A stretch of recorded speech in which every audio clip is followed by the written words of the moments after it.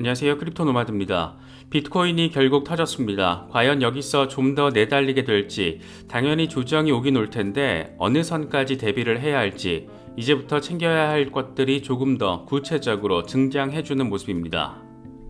단기적으로 좀 더 반등세를 보여줄 것으로 예상은 했지만 이렇게 빠르게 44,000달러까지 돌파를 해줄지 몰랐다. 대부분의 분석가들이 이 같은 취지의 멘트를 제시하고 있습니다. 원화 기준으로는 6천만 원을 회복을 한 건데 이게 지금 2021년 12월 이후 처음입니다. 그때 11월에 정고점을 찍고 12월에 6천만 원 아래로 빠지기 시작하면서 본격화됐던 약세장, 그렇게 2년 만에 다시금 선명한 강세장으로의 전환이 이루어지고 있는 그런 모습입니다. 비트코인이 이렇게 단단한 힘을 보여주고 있는 것은 제도권 안으로의 안착이 가속화되고 있기 때문이라고 바라볼 수가 있습니다. 먼저 역시나 결정타를 안기고 있는 주인공은 블랙록입니다. 자사의 비트코인 현물 ETF 상품에 신탁자금 2억 달러를 투입할 수 있다라는 루머가 확산하고 있고, 일본에서는 단기 거래 목적 이외에 기업이 보유하고 있는 암호화폐에 대한 법인세 면제 검토 이슈가 여당을 중심으로 등장을 해주고 있습니다. 암호화폐가 조금 더 실질적으로 세상 속에 들어오고 있는 분위기를 선명하게 느낄 수 있는 부분입니다. 또 하나 되게 재미있는 루머가 돌고 있는데 주인공은 카타르 국부펀드입니다. 무려 5천억 달러 규모의 비트코인 매입을 고려하고 있다라는 게 루머의 핵심인데, 이게 진짜라면 비트코인 10만 달러 도달도 이상한 전망이 아닌 게 될 것으로 보이기도 합니다. 물론 5천억 달러라는 액수 자체가 너무나 큰 숫자다 보니까 어쩌면 말 그대로 루머일 가능성도 충분히 함께 생각해 볼 수 있는 상황이기도 합니다.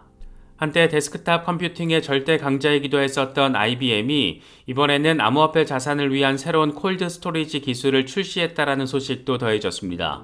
본격적인 블록체인 시대, 암호화폐 시대를 대비하고 있는 빅테크 대열에 IBM도 전격적으로 합류하고 있는 것으로도 바라볼 수가 있는데, 역시나 콜드 월렛, 암호화폐 커스터디 이슈는 앞으로 더욱더 관심도가 높아질 수밖에 없는 이슈라는 점도 새삼 느낄 수 있는 것 같습니다. 암호화폐 커스터디는 미래 금융에 있어서 최대 화두가 될 수밖에 없습니다. 토큰화된 자산을 안전하게 보관을 하는 것은 그 무엇보다 중요한 이슈이기 때문입니다. 최근에는 은행이나 거래소에 대한 불신으로 개인이 직접 보관을 하는 셀프 커스터디에 나서는 경우도 적지 않은데, 어느 시점이 되면 누구나 콜드 월렛 하나 정도는 가지고 있는 그런 시대가 펼쳐지지 않을까 개인적으로는 생각하고 있습니다. 저 역시 일부 물량은 디센트 월렛에 보관을 하고 있는데, 콜드 월렛에 관심이 있으신 분들은 저희 채널과 파트너십을 맺고 있는 디센트 월렛을 특별 할인 가격에 구매하실 수 있습니다.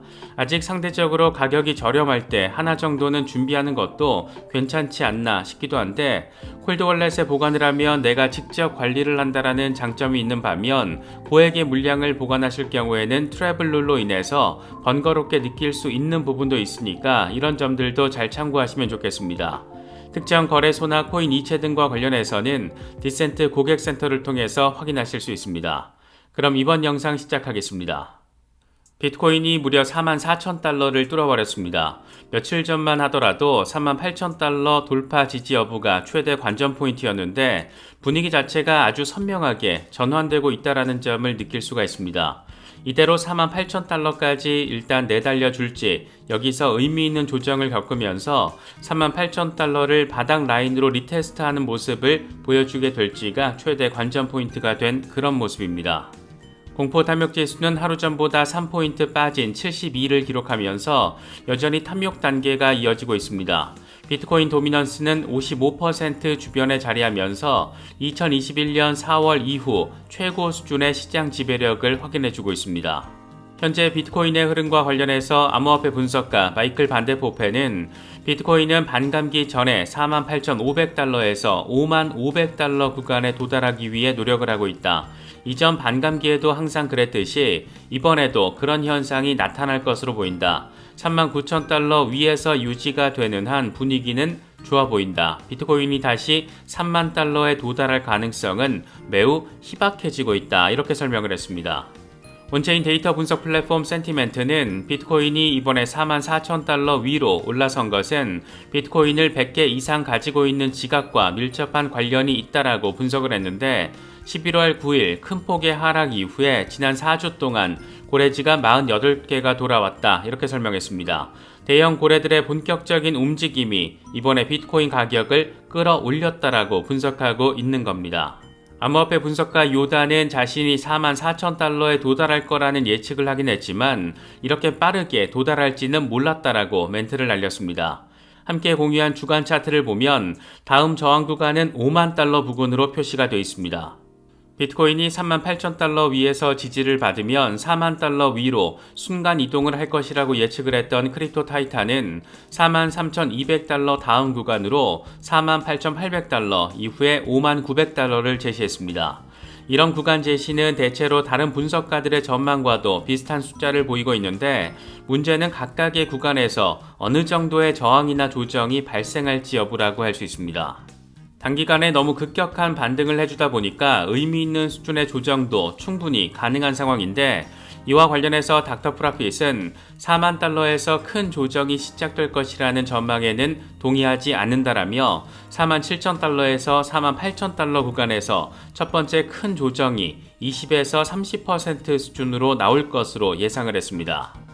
분석가 알리의 경우에는 비트코인의 가격 조정이 다가오고 있는데 문제는 그게 언제가 될 것인가다. 현재 일간 차트와 3데이 차트를 보면 앞으로 7시간에서 48시간 사이에 잠재적인 가격 하락이 시작될 수 있다라는 시그널을 확인할 수 있다. 이렇게 설명했습니다. 급등 뒤에는 항상 조정이 있다라는 점 명심하시면서 시장 대응하시면 더 좋을 것 같습니다. 분석가 젤레는 지금의 상황을 보면 우리의 인내심이 보상을 받고 있는 것으로 보인다라며 기존의 계획을 유지할 거라는 입장을 밝혔습니다. 함께 공유한 주간 차트를 보면 3개 구간이 표시가 되어 있는데 16,000달러에서 28,000달러 구간까지가 매수 구간, 여기서부터 65,000달러 부근까지가 홀딩 구간, 그리고 7만 달러에서 14만 달러 사이가 매도 구간이라고 표시가 되어 있습니다. 새로운 신고가가 등장할 때 수익화를 계획하고 계신 분들은 이런 중장기 플랜도 괜찮은 모델 케이스가 될 수 있지 않을까 생각됩니다. 비트코인이 이렇게 힘을 받는 데는 역시나 블랙록을 빼놓을 수가 없습니다. 이와 관련해서 블룸버그의 ETF 애널리스트 에릭 발추나스는 블랙록이 자사 비트코인 현물 ETF 상품인 IBTC에 신탁자금 2억 달러 정도를 투입할 수 있다라는 소문이 확산되고 있다. 이런 소식은 그 자체로 새로운 내용은 아니다. 다만 사실이라면 비트코인 현물 ETF 경쟁 초기에 도움이 될 것으로 보인다. 가장 핵심적인 이슈는 블랙록이 모델 포트폴리오에 IBTC를 추가할지 여부와 추가된다라면 그 시점이 언제쯤일지다. 이렇게 설명했습니다. 모델 포트폴리오 리스트에 올라간다라는 것 그 자체가 기성 레거시 자산들과 같은 반열에 올라선다라는 것이어서 관심도가 높을 수밖에 없습니다. 또 하나는 카타르 국부펀드가 비트코인에 5천억 달러를 투자할 준비를 하고 있다라는 루머가 돌고 있는 상황인데 하필 비트코인 급등 시점에 이 같은 루머가 등장하다 보니까 혹시나 배후 세력인가 싶은 그런 생각을 갖게 하는데도 한몫을 하고 있습니다. 이런 소문이 확산되는 데는 비트코인 맥시멀리스트 맥스 카이저가 적극적으로 주도하고 있는 모습인데 이 양반은 카타르 국부펀드가 5천억 달러 규모의 비트코인 매입을 고려하고 있다라는 루머가 있다는 점, 이게 현실화될 경우에는 비트코인이 10만 달러로 상승할 거라는 점, 이 같은 상황을 직접 밝혔는데 만약 이게 진짜 현실이 될 경우에는 마이크로스트래티지가 보유한 비트코인의 가치와 비교했을 때 671배에 달하는 규모입니다. 그런데 재미있는 것은 카타르 국부펀드의 운용 자산이 올해 10월 기준으로 4,750억 달러라는 건데 그렇기 때문에 카타르 국부펀드가 모든 자산을 비트코인에 몰빵해서 투자할 가능성은 없다. 그래서 5천억 달러 매입 루머는 말 그대로 루머다. 이런 평가도 함께 제시되고 있습니다. 이런 분위기 속에서 레거시 올드 미디어들이 슬슬 비트코인 급등 소식을 다루고 있는 상황도 강세장으로의 전환 분위기를 더 강하게 느끼게 만드는 부분입니다. 대표적인 것은 역시나 미국의 CNBC인데 아예 대놓고 비트코인이 다가오는 반감기와 함께 역사상 금보다 더 희귀한 첫 번째 자산이 될 거라고 밝혔습니다. 역사적으로 공급된 총량과 1년간 새로 공급되는 양의 비율을 비교한 게 스톡드 플로우 모델인데 이걸 기준으로 계산하면 반감기가 지나면 금보다 더 희귀해야 한다는 겁니다. 여기에 현물 ETF 승인 가능성까지 높아지다 보니까 여러모로 비트코인에 대한 관심도가 스멀스멀 강화되고 있는 상황. 이런 분위기가 올드미디어들에서도 본격적으로 퍼지고 있다는 점 참고하시면 좋을 것 같습니다. 알트 대장 이더리움의 경우에도 2,300달러를 일시적으로 뚫어내면서 시원한 반등세를 확인했습니다. 지금 수준에서 추가 반등을 해줄 경우에는 3,400달러까지도 내다볼 수가 있고 20일 지수이동 평균이 자리한 2,000달러 구간이 깨질 경우에는 추가적인 하락 가능성도 생각해 볼 수 있는 그런 상황입니다. 이와 관련해서 센티멘트는 이더리움이 1년 반 만에 2,250달러를 돌파했는데 이더리움 미결제 약정과 매수 포지션이 증가하며 포모 징후가 나타나고 있다라고 진단했습니다. 가격은 여전히 상승할 수 있지만 트레이더가 탐욕스러운 레버리지 포지션을 만드는 과정에서 더 많은 위험이 자리하고 있다. 이렇게 분석했습니다. 막연히 멍 때리고 환호만 하다가는 된통 한 방 얻어맞을 수도 있다라는 얘기 지금 슬쩍 하고 있는 겁니다. 머스타시의 경우에는 알트 시즌 도래와 관련해서 설명을 했는데 지금 알트코인 시즌 지수가 2019년과 2020년 강세장 직전 수준으로 움직이고 있는데 이 시기는 100배 상승을 위한 토대가 마련됐던 시기다. 우린 아직 아무것도 보지 못했다. 이렇게 설명했습니다. 벌써부터 환호하기에는 아직 본격 랠리가 시작도 안 했다라는 점을 강조하고 있다라고 바라볼 수가 있습니다.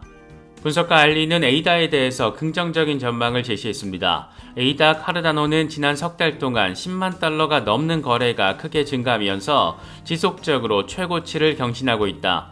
이런 급증은 일반적으로 가격 급등의 전조로 여겨지는 기관 참여자와 고래들이 에이다에 대한 관심도가 높아지고 있다는 것을 시사한다. 이렇게 강조했습니다. 이번에 준비한 영상은 여기까지입니다. 시청해주셔서 감사합니다. 지금까지 크립토 노마디였습니다.